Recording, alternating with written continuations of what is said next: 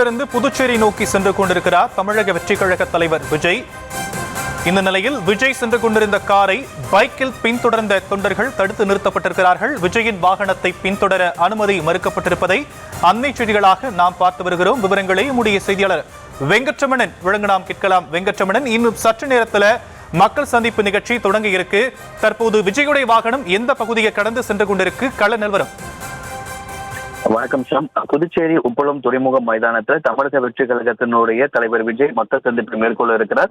இன்னும் சற்று நேரத்தில் அந்த மைதானத்திற்கு தமிழக வெற்றி கழக தலைவர் விஜய் வருகை புரிய இருக்கிறார்.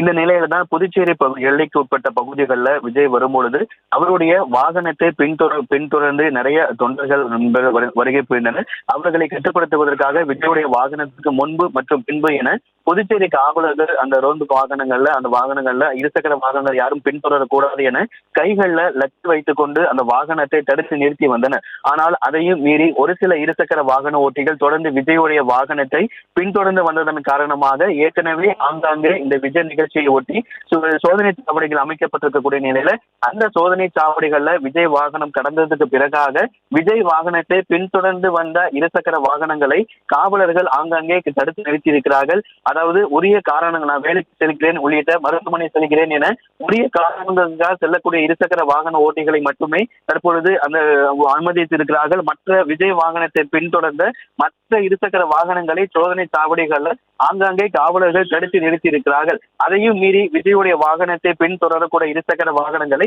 விஜய்க்கு முன்பு பின்பு என இருபுறமுமே புதுச்சேரி காவலர்கள் ரோந்து வாகனங்கள் மூலியமாக செல்கிறார்கள்.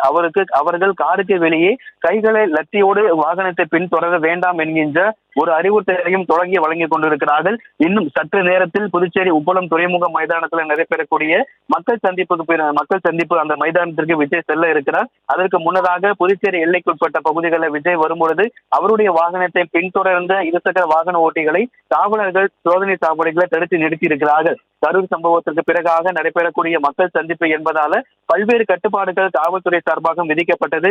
தமிழக வெற்றி கழகமும் வாகனத்தை பின்தொடர வேண்டாம், கர்ப்பிணி பெண்கள் யாரும் வர வேண்டாம் உள்ளிட்ட அறிவுறுத்தல்கள் வழங்கியிருந்த நிலையில புதுச்சேரி எல்லைக்குட்பட்ட பகுதிகளில் விஜயுடைய வாகனம் வந்ததற்கு பிறகாக விஜயுடைய வாகனத்தை இருசக்கர வாகன ஓட்டிகள் பின்தொடர்ந்து வந்தனர். அவர்கள் பின்தொடர்ந்து வந்த இருசக்கர வாகன ஓட்டிகளை காவலர்கள் சோதனை சாவடிகளை தடுத்து நிறுத்தி இருக்கிறார்கள்.